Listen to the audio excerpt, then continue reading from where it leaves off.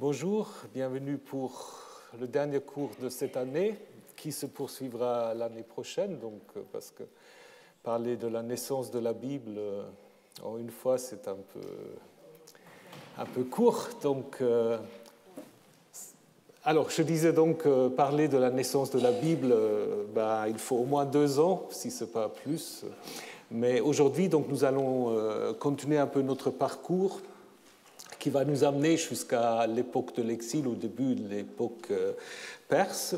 Et nous avons vu la semaine dernière, si vous vous souvenez, que le règne de Josias, c'est vraiment un peu le début d'une fixation par écrit d'un certain nombre des traditions que nous avons vues venaient du Nord en partie et qui, sous Josias, se sont fixées souvent. On l'avait vu en réaction en fait à la littérature assyrienne. Je vous ai dit la semaine dernière, sans les Assyriens, on n'aura pas eu la Bible, et ce n'est pas exagéré, c'est vraiment pas exagéré.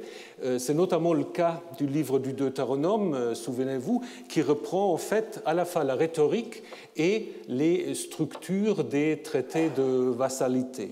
Donc je vous ai montré cette exigence, en fait, une loyauté absolue au roi assyrien qui, en effet, se retrouve tout à fait de la même manière dans le Deutéronome par rapport, évidemment, à Yahvé, au Dieu d'Israël.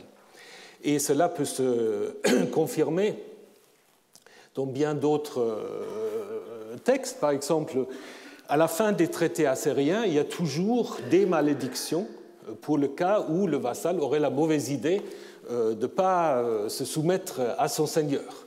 Et vous voyez, donc, il y a toutes sortes de menaces qu'on va retrouver presque mot à mot en Deutéronome 28. Je vous ai montré 2 exemples. Donc, voilà, si tu ne suis pas et tu ne te soumets pas à Sorbanipal, que tel ou tel dieu nourrisse de ta chair l'aigle et le vautour. Et puis dans la Bible, Deutéronome 28, ton cadavre sera la pâture de tous les oiseaux du ciel. Également, de même que la pluie ne tombe pas d'un ciel d'airain, les cieux au-dessus de toi seront d'airain et la terre sur toi sera de fer. Donc on a vraiment là exactement le même vocabulaire, les mêmes idées. Donc une reprise très claire de ces traités assyriens, au service de cette idée qui est l'idée de la centralisation. Donc, je vous ai dit la semaine dernière que l'événement important de la réforme de Josias, c'est cette idée en fait de centraliser le culte, mais pas seulement le culte, aussi l'économie, la politique, parce qu'il ne faut pas oublier que les temples, c'était les recettes d'impôts aussi, on payait les taxes aux temples, et tout ça en fait va être contrôlé par Jérusalem. Le texte qui met ça, disons, qui donne le fondement idéologique, c'est une partie du Deutéronome, donc le texte le plus ancien qui se trouve dans les versets 13 à 18. Donc, en effet, c'est seulement au lieu choisi par Yahvé. Dans le texte masorétique, on dit le lieu que Yahvé choisira, au verset 18. Dans le samaritain, le Pentateuque samaritain, c'est le lieu que Yahvé a choisi. Donc, le lieu est déjà choisi. Et ça, c'est peut-être la leçon la plus ancienne. Les Massorètes, au moment où on a en effet transformé le Deutéronome dans un discours mosaïque de Moïse, on a en effet introduit le futur, parce que, évidemment, selon la fiction à ce moment-là, on n'est pas encore arrivé à Jérusalem. Donc la grande nouveauté, c'est que c'est seulement à Jérusalem qu'on peut faire des sacrifices à Yahvé, mais du coup se pose la question, et si on veut manger la viande ailleurs, du coup on permet en effet que tu pourras, comme tu le voudras, verset 15, abattre tes bêtes et de manger la viande dans toutes tes villes. Mais les impôts, il faut les payer à Jérusalem. Donc, c'est ce qu'on appelle l'abattage profane, qui peut-être aussi était quand même accompagné d'un certain nombre de rituels. Mais l'idée, c'est en effet, évidemment, on peut manger de la viande, mais tout ce qui est dîme, ce qui est taxe, impôt, c'est à Jérusalem. Donc, le Deutéronome primitif, c'est probablement ouvert de cette manière. Écoute, Israël, Yahvé est notre Dieu. Yahvé Echad, et tu aimeras Yahvé ton Dieu de tout ton cœur, de tout ton être et de toute ta force. Et puis on passait directement, garde-toi de faire monter des holocaustes dans tout lieu, seulement en ce lieu que Yahvé choisira ou que Yahvé a choisi dans une de tes tribus, etc. Donc cette dialectique entre le tout et le un, avec l'idée que le un, c'est Jérusalem et c'est Yahvé. Il y a un seul Yahvé qui est le Yahvé de Jérusalem, et à ce Yahvé de Jérusalem correspond évidemment le sanctuaire unique de Jérusalem. Donc, si vous lisez ce verset-là, vous voyez qu'on n'est pas encore dans la fiction de Moïse, parce qu'on s'adresse à des hommes libres qui ont en effet des propriétés, qui ont des maisons, qui ont des esclaves. Et donc, en effet, on voit très bien que le contexte de communication, c'est en effet la situation du 7e siècle avant l'ère chrétienne. Du coup, se pose la question qui reste encore ouverte, c'est qui était le premier énonciateur du Deutéronome? C'est qui a parlé? Évidemment, maintenant, c'est Moïse. Mais on peut s'imaginer peut-être que le premier locuteur, c'était peut-être pas Moïse. Est-ce que c'est le roi? C'est Yahvé? C'est quelqu'un d'anonyme? Question qui reste ouverte et qui demande encore être explorée. Donc, si vous avez des idées sur ces questions, n'hésitez pas de m'en faire part. Donc, le Deutéronome primitif, voilà, je vous le reconstruis. Ça passait du chapitre 6 à 12, 13 à 18, et puis les chapitres 13, 16, 18, et les malédictions finales que je vous ai montrées. Alors là, on est aussi dans une situation où certains des chercheurs, notamment des chercheurs de tradition germanique, ils pensent que le Deutéronome est beaucoup plus récent, que ça aurait été écrit seulement à l'époque perse, et que donc toute cette situation du 7e siècle, ce sera plus une sorte de reconstruction qu'autre chose. Or, là, pour une fois quand même, on a une évidence archéologique qui est très très difficile, me semble-t-il, à contester. Qu'est-ce qu'on a? On a trouvé, d'ailleurs avant déjà, on avait beaucoup de copies de ces traités dont je vous ai parlé, le traité d'Assarhaddon, qui en fait enjoint à ses vassaux d'être fidèles à son fils Assurbanipal. Traité qu'on peut dater de 671 avant notre ère. Or, on a trouvé à Tel Tainat, ici, donc en Turquie, à la frontière avec la Syrie, un sanctuaire assez important, un temple avec les trois parties, entrée, partie centrale et le Saint des Saints. Structure tout à fait centrale. Mais ce qui est intéressant et important, qu'on a trouvé dans ce temple, ici, vous le voyez en train d'être restauré, une tablette qui contient exactement ce traité de Esarhaddon et qui était en effet placé, il y a même un trou pour l'accrocher, il était placé ici dans le Saint des Saints du temple de Tainat.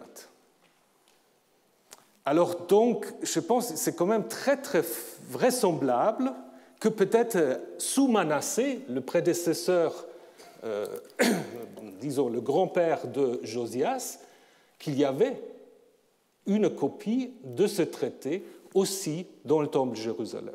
Parce que ça expliquera pourquoi les auteurs du Deutéronome auraient eu connaissance en fait de ce traité. Donc dire que ça, c'est une invention de l'époque perse, ça me semble un peu difficile. Pourquoi tout d'un coup, à l'époque perse, on va ressortir des traités assyriens? Donc je pense là quand même, on a beaucoup d'évidence pour dire que la première édition du Deutéronome est en rapport avec ce traité-là. Et donc, il faut vous imaginer ça de manière tout à fait concrète, que les Assyriens avaient fixé en effet ce traité dans le temple de Jérusalem. Quand ils sont partis, on a peut-être enlevé ce traité, mais du coup, ce traité a inspiré une sorte de contre-histoire. On va utiliser leur rhétorique, mais on va le tourner contre eux. Ça, c'est quelque chose qu'on observe souvent et qu'on observe également avec le livre de Josué. Le livre de Josué, c'est un des livres le plus,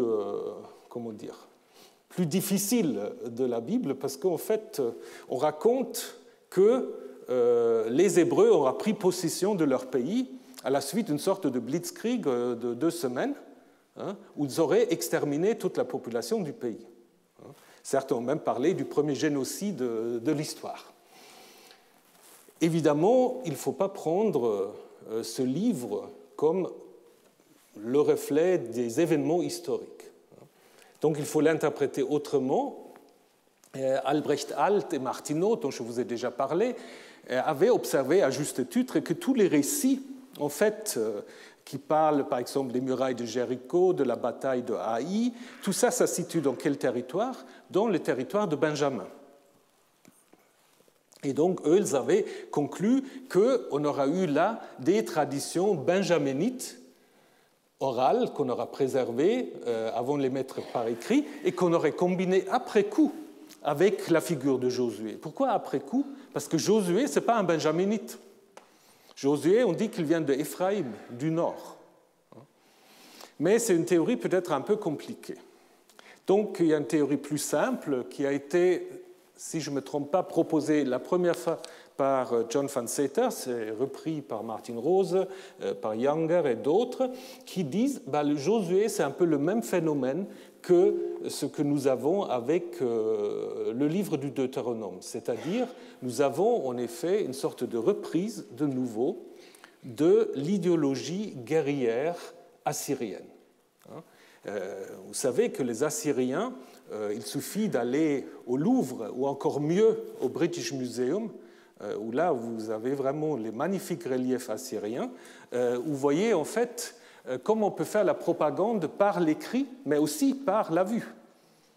Je vous ai dit qu'à cette époque, très peu de gens savaient lire et écrire, donc il fallait mettre des images. Donc là, on a en effet une image de Assurbanipal qui s'empare d'une ville ennemie. Vous voyez les Assyriens qui massacrent tous les ennemis.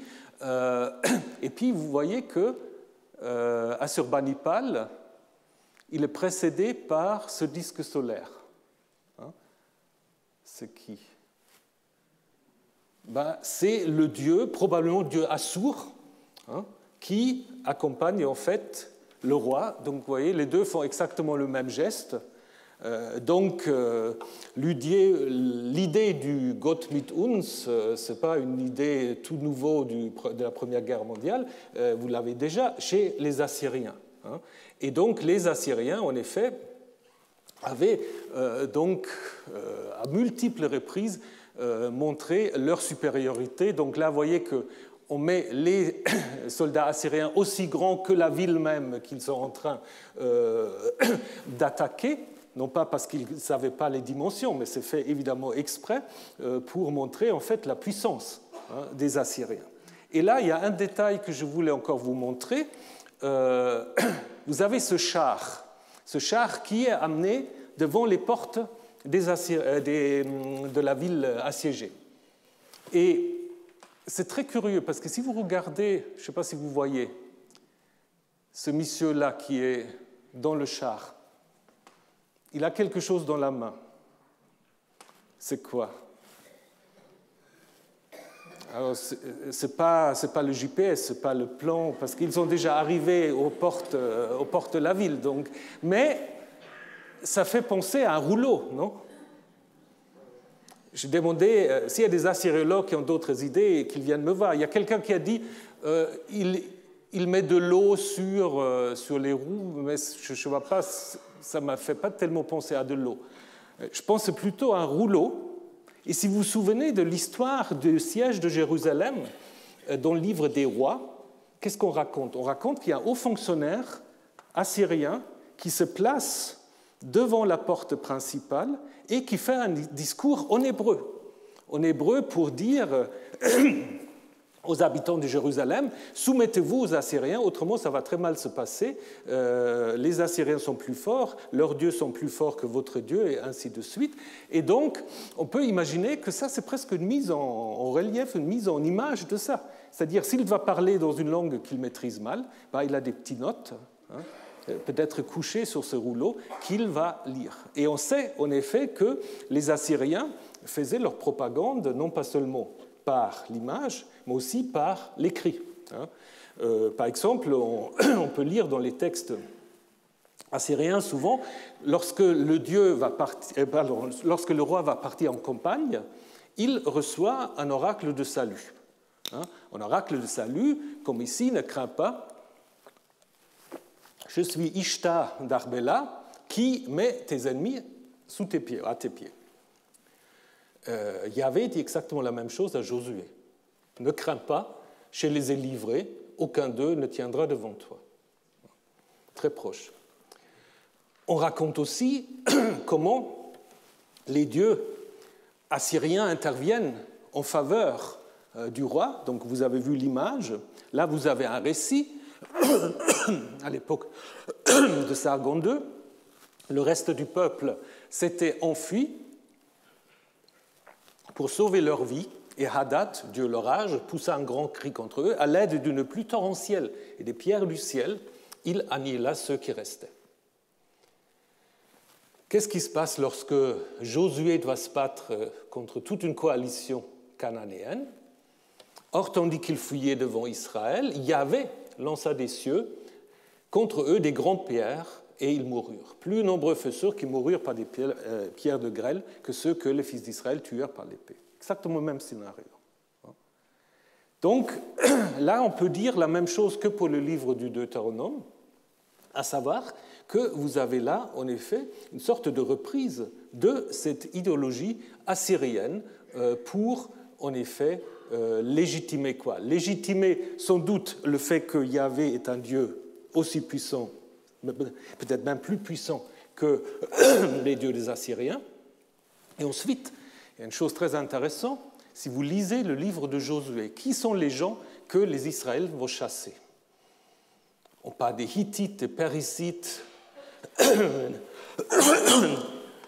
des Jébusites, des Amorites. Certains de ces peuples, on peut les identifier. Les Hittites, ils sont beaucoup plus hauts, ils sont en Anatolie, donc ils ne sont pas du tout là. D'autres, les Périsites, on ne sait pas du tout qui c'est. Et donc déjà, les rabbins avaient dit, bon, peut-être c'est simplement une sorte de symbole, de chiffre, pour désigner quelqu'un qu'on ne peut pas nommer. Alors peut-être en effet que c'est une manière de dire, en fait, Yahvé va chasser en fait les Assyriens. En même temps, il faut aussi voir que, comme je vous ai déjà dit, le théâtre de cette conquête, c'est le territoire de Benjamin. Et cela aussi peut s'expliquer dans le contexte de Josué, parce que Josué probablement a réussi quand même à annexer le territoire de Benjamin pour l'incorporer dans le royaume de Juda. Parce que lorsqu'après les Babyloniens vont détruire Juda, où est-ce qu'ils vont établir leur gouvernement? À Mitzpah. Et Mitzpah, c'est en Benjamin. Donc là, il y a quelque chose autour de légitimation de la récupération de Benjamin. Et comme l'a dit Richard Nelson, Josias, bien qu'en hébreu, ce n'est pas tout à fait la même chose, mais Josias, c'est une sorte de Josué à peine déguisé. Donc l'historicité de Josué est très très peu claire. Donc on peut dire, en effet, c'est peut-être une figure construite pour symboliser ou pour anticiper ce que fait Josias. Qu'on l'a mis à Éphraïm peut aussi être une manière de montrer que avec Josias et Josué, on a une sorte de Royaume-Uni, le nord et le sud ensemble. Idem, les listes, en Josué 13 à 21, peuvent en partie au moins refléter donc, des documents administratifs ou des idées des scribes de Josias pour la répartition en fait, des différents territoires à l'intérieur de son royaume. Donc ça veut dire en effet que la conquête, c'est inventé. Il n'y a jamais eu de conquête. C'est inventé à l'époque de Josias. Et on voit très bien que si vous lisez par exemple le livre des Chroniques, dans le livre des Chroniques, il n'y a jamais eu de conquête. Josué n'est jamais en effet mentionné. Josué est très peu mentionné. Il est mentionné dans cette tradition deutéronomique et dans quelques psaumes qui présupposent ces textes.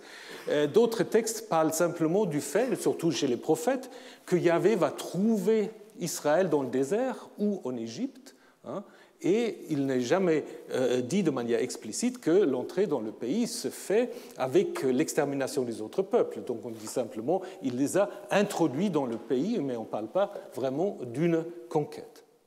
Donc le livre de Josué à côté du livre du Deutéronome, deuxième grand rouleau de la bibliothèque de Josias. Troisième rouleau, ou quatrième, ou des deux, les livres de Samuel les rois. Samuel les rois raconte évidemment surtout l'ascension de David et la question qui va lui succéder. Je vous ai dit que les traditions de Saül viennent probablement du nord et étaient à l'origine des traditions tout à fait positives, qu'on a ensuite noircies, mais ce qui reste aujourd'hui, du coup, aujourd'hui, Saül, c'est presque une sorte de personnage un peu tragique.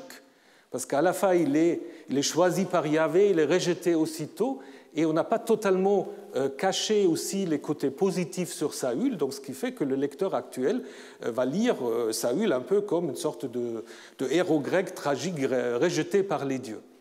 À l'origine, c'était des traditions positives, mais qui maintenant, dans ce qu'on appelle l'histoire de l'ascension de David au trône, vont être montrées de sorte que Saül est une sorte de folie négative par rapport à David choisi par Yahvé. L'histoire de l'ascension de David sert évidemment à légitimer la dynastie de David. On a repris d'autres traditions. On l'a vu l'année dernière, l'histoire de l'Arche, qui est plus ancien, mais qui on a intégré maintenant dans cette histoire de l'ascension pour montrer aussi, probablement contrairement aux données historiques, que c'est David qui aurait fait introduire l'arche à Jérusalem. Donc l'époque de Josias, c'est un contexte assez logique pour ces textes, parce que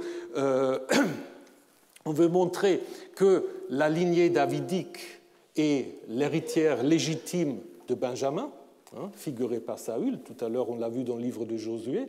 Là, c'est Saül, le benjaminite, qui rejetait en faveur de David, qui s'empare de son royaume, et évidemment aussi l'installation de David à Jérusalem, c'est aussi une manière de légitimer la ville et son importance. Donc on peut en effet dire que cette édition des livres de Samuel date en fait de l'époque de Josias. Pas évidemment telle que nous l'avons, il y a eu des retravails, des rajouts. Mais ça ne veut pas dire, comme on l'a déjà dit pour l'Arche et pour les traditions sur Saül, que toutes les traditions ont été inventées à ce moment-là. Je vous donne un petit détail, mais, parce que c'est très connu. Comment on peut retravailler les traditions anciennes? C'est l'histoire de David et Goliath. Ça, tout le monde connaît. Tout le monde connaît. Bon, ce que les gens connaissent un peu moins bien, c'est que si vous prenez les textes grecs et les textes hébreux, on a là aussi deux versions assez différentes, mais on ne va pas aller dans le détail. Je vous donne simplement la description de l'équipement de Goliath. On dit qu'il était coiffé d'un casque de bronze, revêtu d'une cuirasse à caille, et puis il avait aux jambes des jambières, etc., etc. Et puis il avait un porte-bouclier qui marchait devant lui. Donc on peut reconstruire David de cette manière. Donc vous vous étonnez pas que c'est du japonais. Les Japonais s'intéressent beaucoup à toutes ces choses, mais c'est aussi, je l'ai emprunté d'une conférence que le professeur Hasegawa avait fait au Collège de France sur archéologie et Bible. On avait parlé aussi de cela. Donc, si vous voulez encore écouter ça, en français, par contre, c'est tout à fait encore disponible. Donc, reconstruction de l'équipement de Goliath, qui, comme on l'a souvent souligné, correspond en fait aux jambières, à la cuirasse des mercenaires grecs. des mercenaires grecs, mais qui sont attestés qu'à partir du 7e siècle, 6e, dans ces zones. Donc voilà. D'autres ont dit que ça peut aussi correspondre un peu aux soldats assyriens, mais on est toujours dans la même époque. Donc ça veut dire que l'histoire telle que nous l'avons maintenant du combat de David contre Goliath date sans doute de l'époque de Josias, du 7e siècle, grosso modo. Par contre, d'où est-ce que cette idée vient? Alors là, c'est intéressant parce qu'on a un texte un peu, je ne sais pas s'il a échappé à la censure, mais il y a une liste de héros de David. Et quand on lit ces listes de héros en 2 Samuel 21, on trouve au verset 19 Elchanan, fils de Yaaré Uregim, de Bethléem, comme David, a bâti Goliath de Gath, dont la lance avait un bois pareil à un os souple de tisserand. Donc, qu'est-ce qu'on peut en conclure? Qu'il y avait une tradition ancienne de ce Elchanan qu'on a ensuite simplement transféré sur David. Donc, il y avait sans doute une tradition plus ancienne de quelqu'un vaillant qui avait battu un grand Philistin, et on s'est inspiré de cela pour, après, le transférer, ses exploits, sur David. Ça, c'est quelque chose aussi qu'on a très souvent. Voilà, on va attendre que le téléphone s'arrête, si c'est possible. Donc, qui a été, en effet, transféré après coup sur David. Quelque chose qu'on peut observer un peu partout dans la littérature et aussi dans l'histoire. Alors, les livres des rois, nous l'avons vu, il y a différentes sources. La semaine dernière, on a posé la question s'il n'y avait pas aussi une histoire des rois à l'époque d'Ézéchias déjà, puisque Ézéchias était présenté comme indépassable, alors que maintenant, évidemment, celui qui est indépassable, c'est Josias. Il n'avait pas de roi comme lui. Un peu comme on dit, il n'y a plus jamais eu un prophète comme Moïse. Donc, probablement, c'était la conclusion de l'édition des rois à l'époque de Josias. Et finalement, l'histoire de Moïse de l'Exode.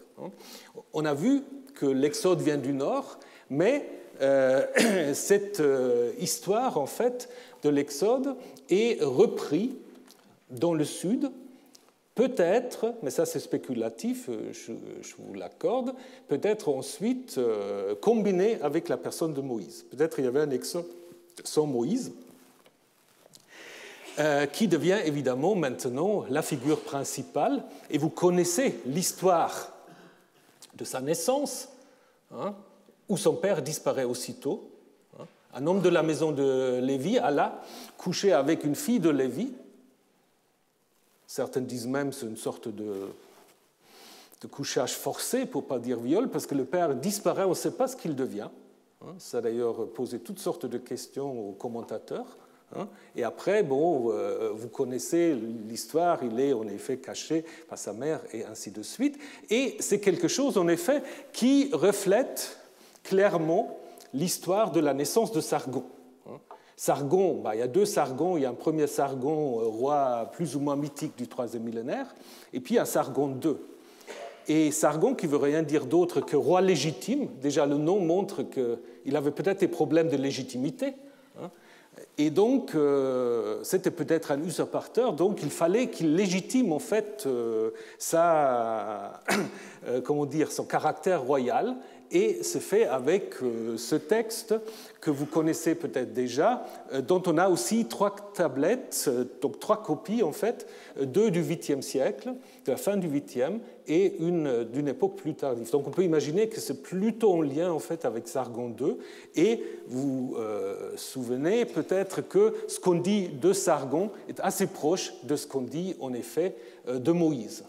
Dans les deux cas, c'est la mère qui agit. Chez Sargon, elle est prêtresse. Chez Moïse, elle est quand même de la tribu de Lévi, aussi tribu des prêtres. Dans les deux cas, il y a une sorte d'enfantement dans le secret, caché, et ensuite l'enfant est placé dans une corbeille, vous voyez, très très proche, avec chaque fois corbeille de roseau avec du bitume enduit, donc exactement la même chose dans les deux récits. Et puis, à la fin, adoption par un jardinier céleste qui le fait jardinier des hommes, donc c'est aussi un thème royal, et Moïse qui est adopté également dans un contexte royal par la fille du pharaon. Donc, on peut en effet imaginer que cette histoire a été utilisée de nouveau reprises assyriennes pour faire de Moïse un personnage aussi important, en effet, que les grands rois assyriens. Et les influences assyriennes continuent aussi avec ce qu'on peut appeler le miracle, le passage de la mer, qui correspond de nouveau beaucoup à l'intervention des dieux assyriens en faveur de leur roi. Après, on a cette conclusion d'un traité, d'une alliance, qui est évidemment aussi un grand thème assyrien. L'histoire du veau d'or, on en a déjà beaucoup parlé, qui fait sans doute allusion à la chute du royaume du Nord et puis à la vénération de Yahvé sous forme bovine. Et donc, ce qui est intéressant aussi, si vous regardez, qu'est-ce qu'il fait Moïse avec ce veau, ce taureau? Il le détruit. Il le détruit et on dit il va en effet le brûler et broyer. Brûler, c'est d'ailleurs un peu curieux parce qu'en métal, ça ne brûle pas très très bien. Mais ça fait allusion en fait parce que c'est les deux verbes qui sont utilisés pour Josias lorsqu'il élimine les éléments, les objets cultuels du temple de Jérusalem, assyrien ou d'autres. Donc, nouveau, un lien qu'on peut faire avec cette époque. Et puis après, ça se termine avec un renouvellement du traité qui confère à Moïse, en fait, une sorte de fonction royale. Donc, est-ce que l'histoire de Moïse, première histoire de Moïse, est-ce qu'elle s'est arrêtée ici? Ou est-ce que, comme le pensent d'autres chercheurs, est-ce qu'elle a déjà contenu l'entrée dans le pays? Et qui était celui qui avait mené dans cette histoire Israël dans le pays? Parce que vous, dans la Bible, évidemment, c'est Josué maintenant. Mais il y a quand même quelques versets parfois par-ci, par-là, qui donnent l'impression que c'est Moïse qui a fait entrer le peuple dans le pays. 1 Samuel 12, par exemple, dit que c'est Moïse. Et après, vous avez des traditions d'Hécatée d'Abder et d'autres, où ce n'est pas du tout Josué, mais c'est Moïse. Peut-être non, cette tradition faisait de Moïse celui qui avait amené les Israélites dans le pays. Mais là, je vous l'accorde, on est un peu dans la spéculation, mais on a quand même un certain nombre d'indices pour imaginer au moins qu'il y a à un moment donné des traditions alternatives.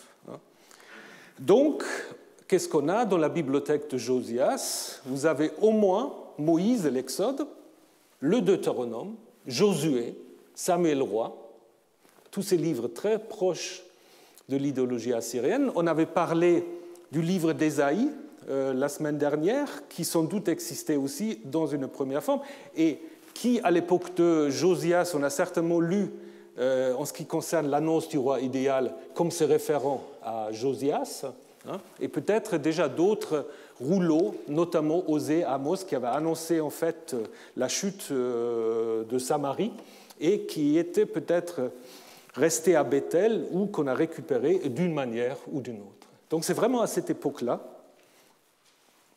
On ne peut pas dire la Bible commence, parce que évidemment ce n'est pas du tout l'idée d'en faire une Bible, mais un certain nombre de rouleaux qui vont être à l'origine du Pentateuque, des livres historiques et des prophètes, peut-être aussi les proverbes, je vous ai parlé des proverbes, j'aurais pu aussi encore ajouter les proverbes.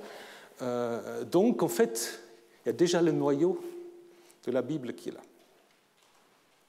Donc, voilà, vous voyez que, de nouveau, je vous ai dit, les Assyriens, je n'y reviens plus, mais c'est vraiment une époque charnière. Donc, après, ça va se renforcer après la destruction de Jérusalem et durant l'époque perse.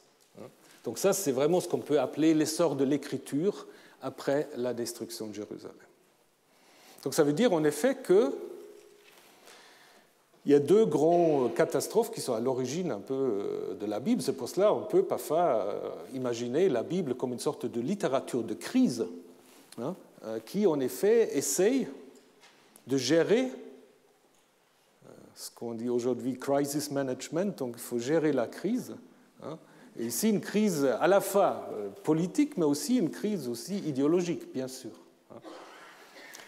Et ça va se faire par des affirmations en fait, qui ne sont pas vérifiables, mais qui vont en effet permettre au judaïsme de naître. Vous avez d'ailleurs un peu la même chose pour le Nouveau Testament. Le Nouveau Testament est aussi né suite à une sorte d'échec évident, c'est-à-dire la crucifixion de celui qui était considéré comme étant le Messie. Et tout d'un coup, on va réinterpréter cette crucifixion dans un sens évidemment totalement contraire à ce que l'historien peut observer. Et donc ça, c'est exactement ce que vous avez, ce qui se passe après donc, la destruction de Jérusalem. Donc je vous rappelle très très brièvement qu'est-ce qui se passe après Josias.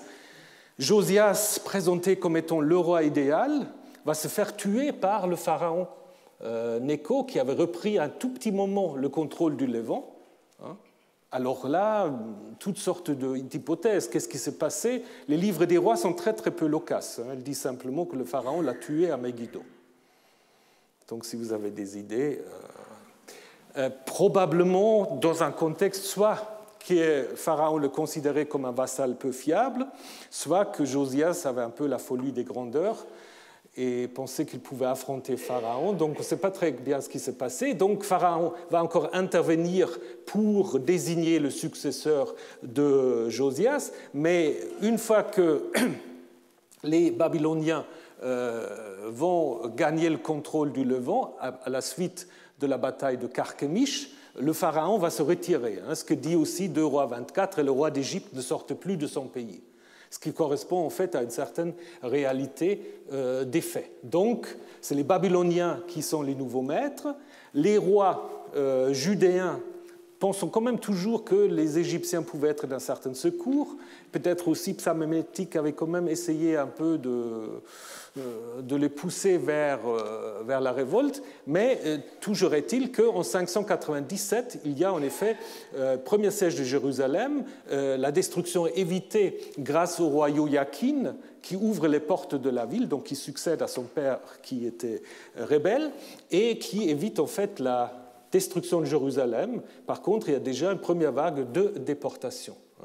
Donc ensuite, les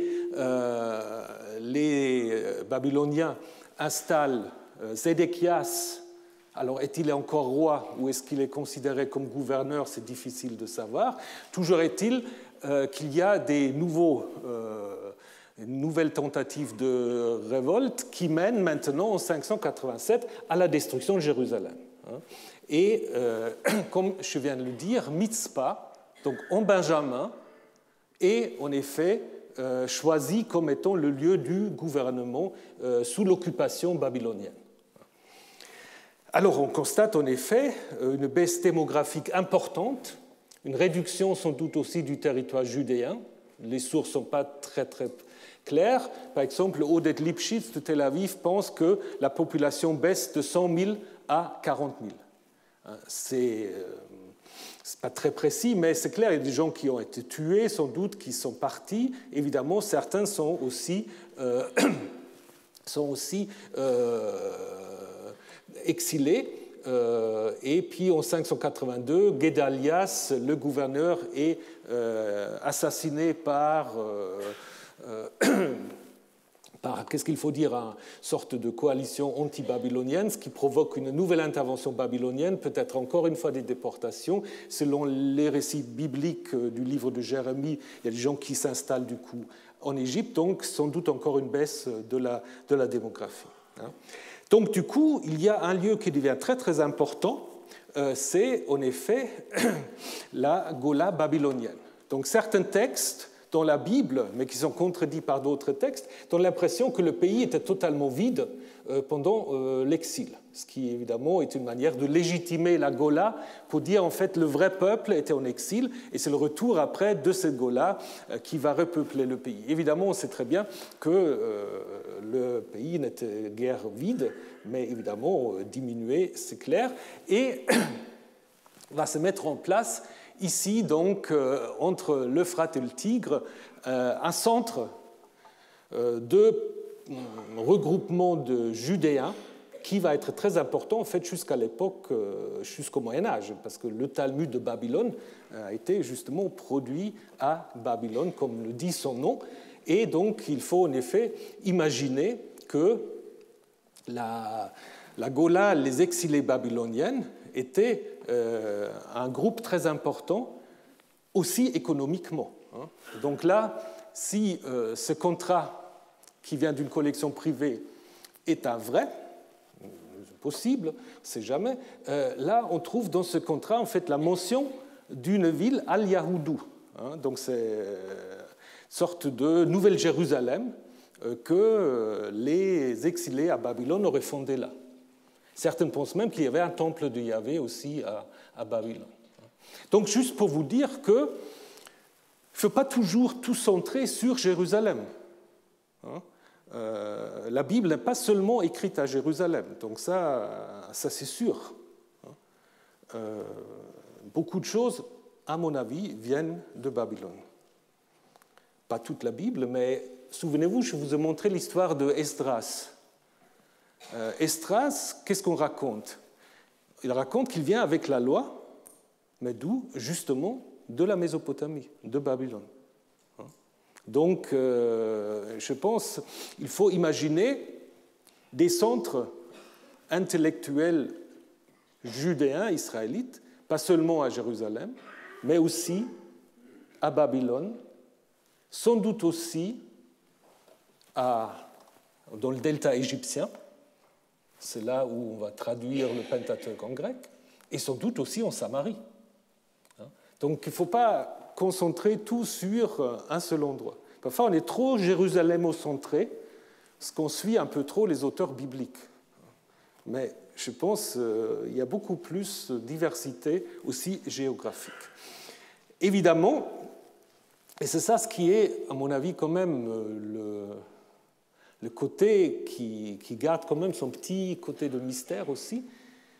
Normalement, ces événements de 587 aura pu signifier simplement la fin de ce petit peuple de Judéens. Parce que tout ce qui fait l'identité traditionnelle d'un peuple était en effet mis à mal. Le temple est détruit. Le Dieu national, soit il a abandonné son peuple, soit il a été vaincu, comme disait déjà la propagande assyrienne, par les dieux assyriens, là, babyloniens. Le roi, il est en exil. Il n'y a plus d'autonomie politique, le pays est occupé, et puis il n'y a plus de cohésion territoriale parce qu'il y a des gens un peu partout. Donc, du coup, c'est cet exil babylonien qui aurait pu signifier simplement la fin de ce petit peuple.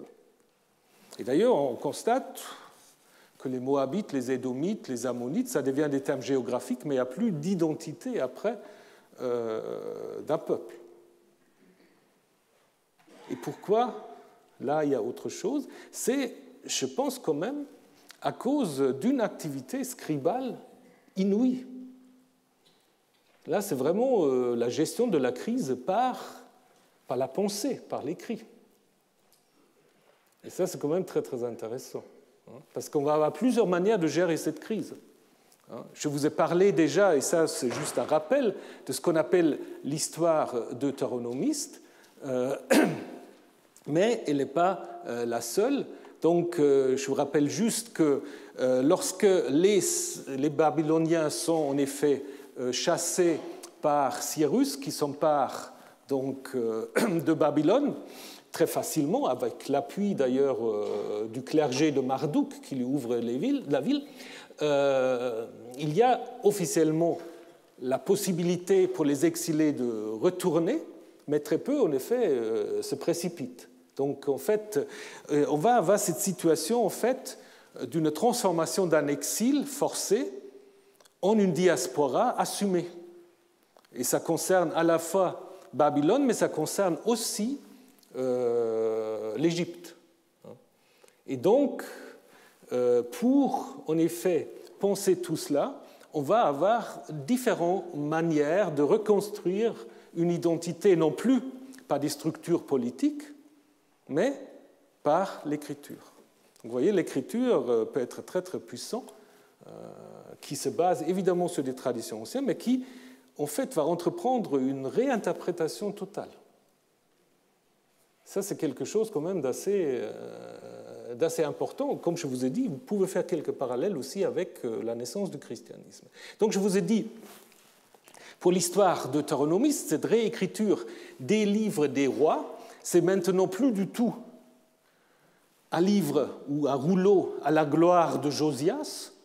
Au contraire, c'est un livre maintenant qui explique que la plupart des rois n'ont jamais vraiment écouté les commandements de Yahvé, et c'est pour cela, en effet, Yahvé a fait venir les ennemis, donc les Chaldéens, les Babyloniens, accompagnés des Araméens, des Moabites, des Ammonites, pour détruire Jérusalem. Mais tout cela, en fait,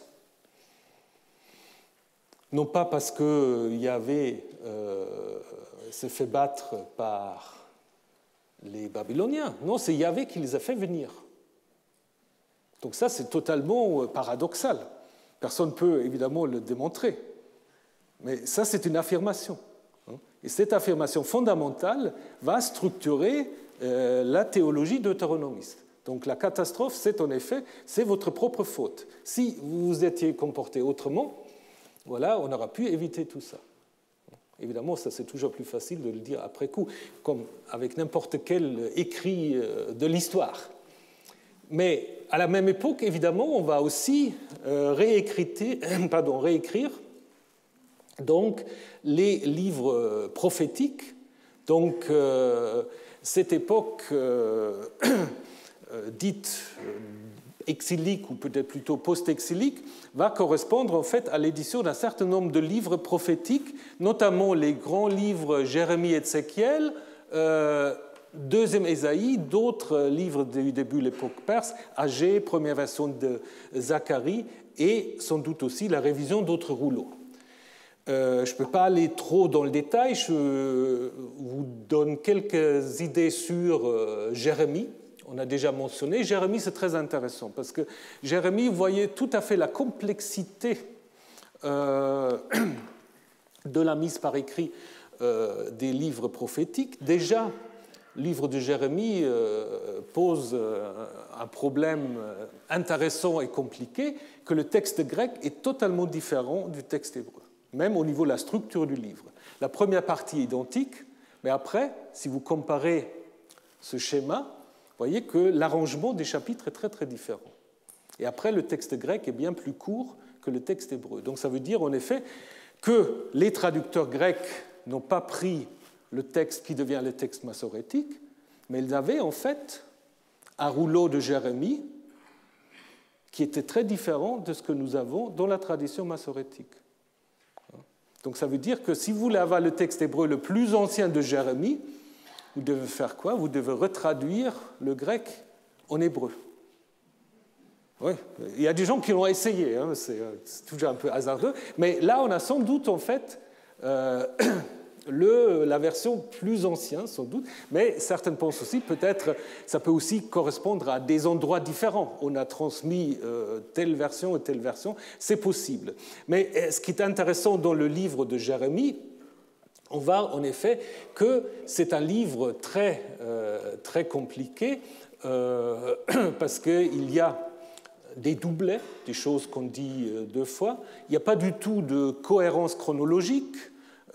Si vous suivez les livres, je vous ai mis quelques exemples. L'histoire du rouleau que le roi va brûler est située en 605, alors que la vision du chapitre 24, donc qui vient avant, fait déjà allusion à la première déportation. Donc il n'y a pas du tout de structure chronologique. Il y a aussi des différences importantes au niveau stylistique. Il y a des longs discours en prose qui sont très proches de ce qu'on peut appeler le style deutéronomiste, alors que d'autres sont des oracles plus brefs, ce qui fait que certains ont en effet imaginé toutes sortes de sources, une collection d'oracles.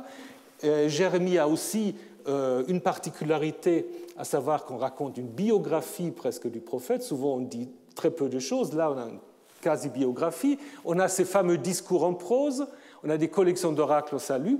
Alors, on a imaginé en fait que le livre s'est constitué à partir de tout cela. Je vous passe les détails, c'est très très compliqué, pour dire en fait que Jérémie, sans doute, a été, je l'avais déjà une fois mentionné, compris comme une sorte d'annexe au livre des rois, parce qu'il y a beaucoup de liens avec les livres des rois, notamment aussi avec le style deutéronomiste.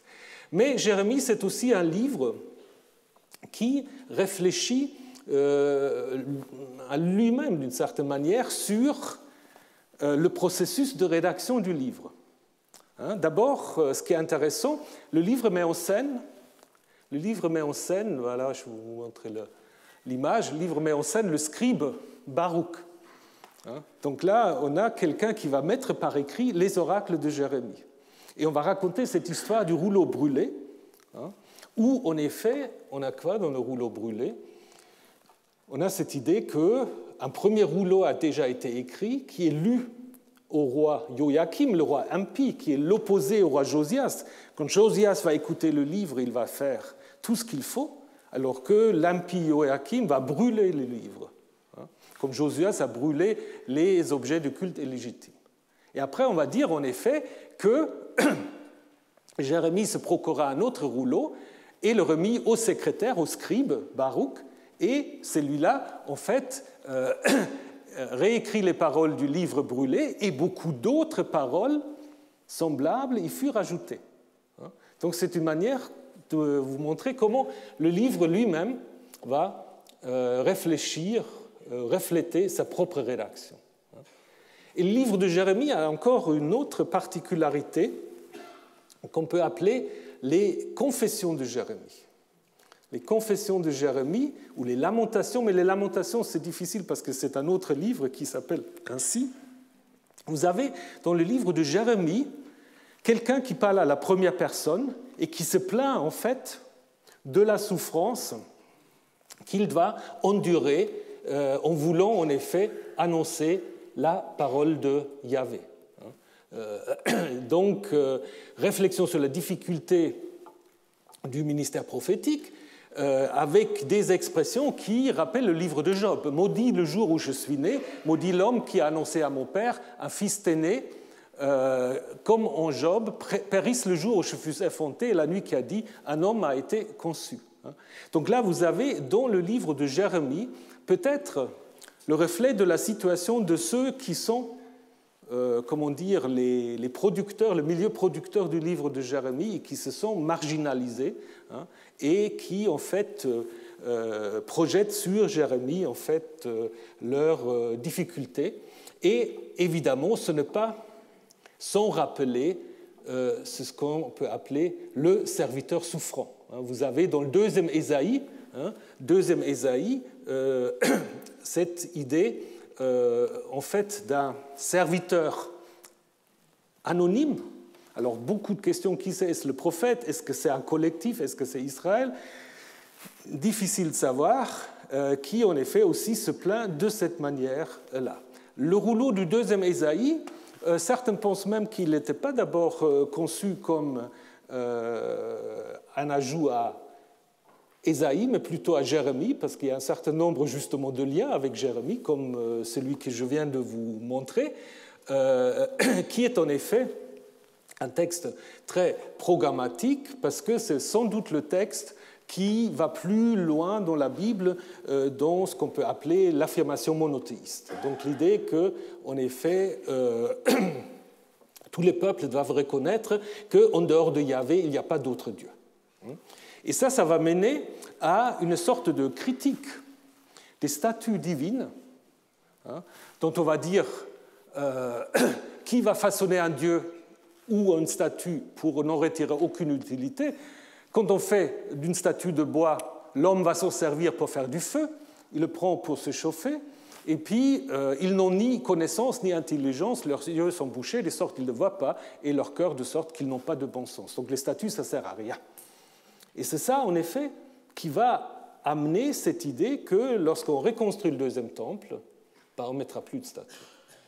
Ça, c'est certainement cette réflexion-là. Et puis l'autre réflexion, évidemment, la réflexion d'une nouvelle création. Donc cette idée, ne rassassez pas toujours les choses anciennes, critique peut-être un peu des collègues deutéronomistes, qui tout le temps sont obsédés par la destruction de Jérusalem, disent, c'est fini, il y a autre chose. Et c'est très intéressant parce qu'on observe en effet que à ce moment-là, presque tous les livres et les rouleaux prophétiques, on va rajouter à tous les rouleaux prophétiques une nouvelle appendice où on va annoncer une restauration.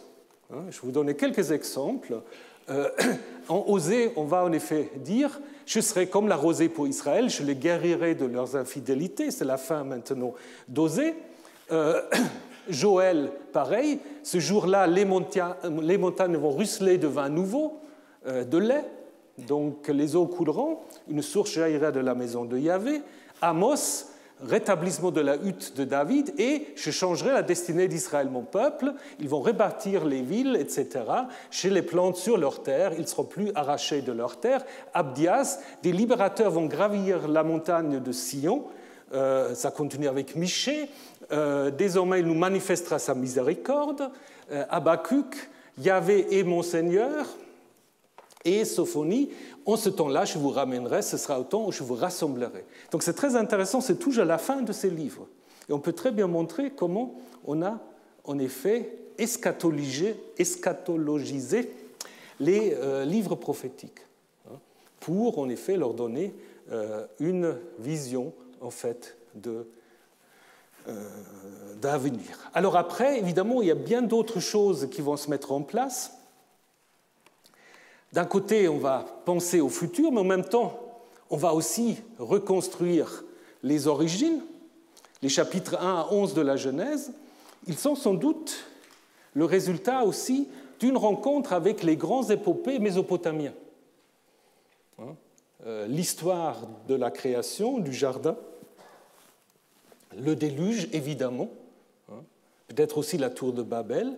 Donc on va en effet réécrire, ou disons réécrire, peut-être écrire même pour la première fois, une histoire des origines indépendante, sans doute aussi une histoire patriarcale indépendante. La grande question, c'est à partir de quand est-ce qu'on va lier Abraham et Jacob. Abraham, c'est très intéressant, parce qu'Abraham, il n'est jamais à Jérusalem, sauf peut-être au chapitre 14, avec le roi de Chalem.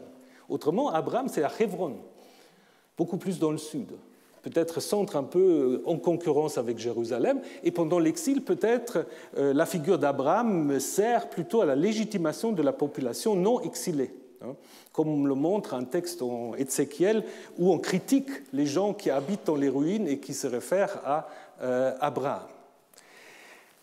Après, pendant l'exil, on va faire ce lien avec Abraham et Jacob, mais Abraham, en fait, va devenir le premier, évidemment, parce qu'il est judéen, il est du sud, et de nouveau, on va avoir une perspective propre, en fait, à cette histoire. Donc, on peut imaginer que les patriarches, cette histoire a été, en effet, transmise d'abord d'une manière indépendante, et avec une idée très différente du Deutéronome, ou de la tradition deutéronomiste, où il y a toujours cette idée qu'il faut se séparer des autres peuples.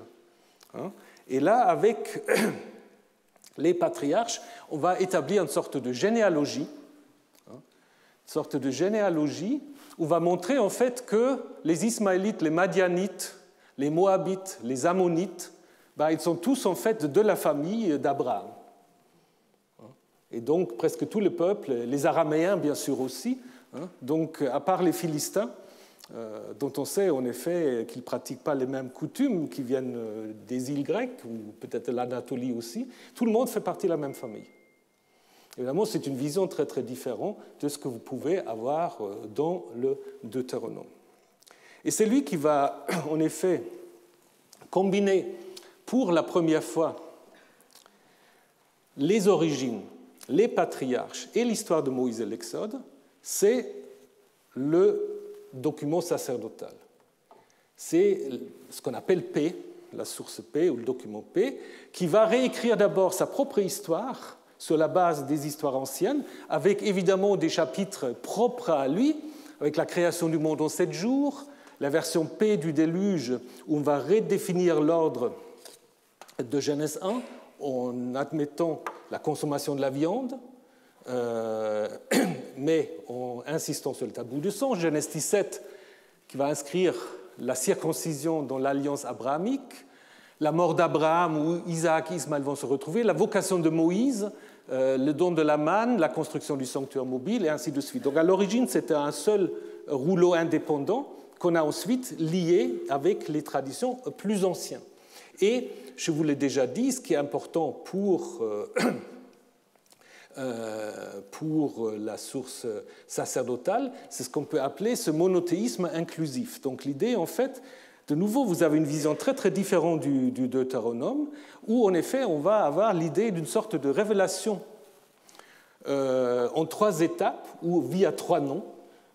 Dieu va se révéler comme Elohim pour l'ensemble de l'humanité, ensuite comme El Shaddai pour les descendants d'Abraham. Elohim, donc, comme vous le savez, singulier pluriel, sorte de dire que tous les dieux peuvent être les manifestations du Dieu unique.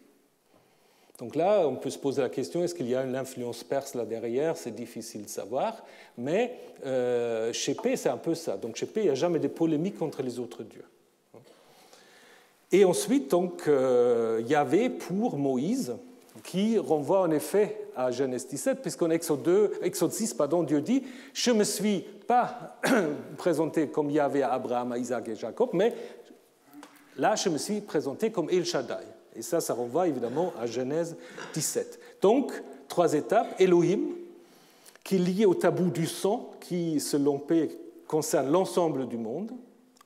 Et puis, El Shaddai, la circoncision, qui concerne aussi un groupe beaucoup plus grand que les seuls Judéens.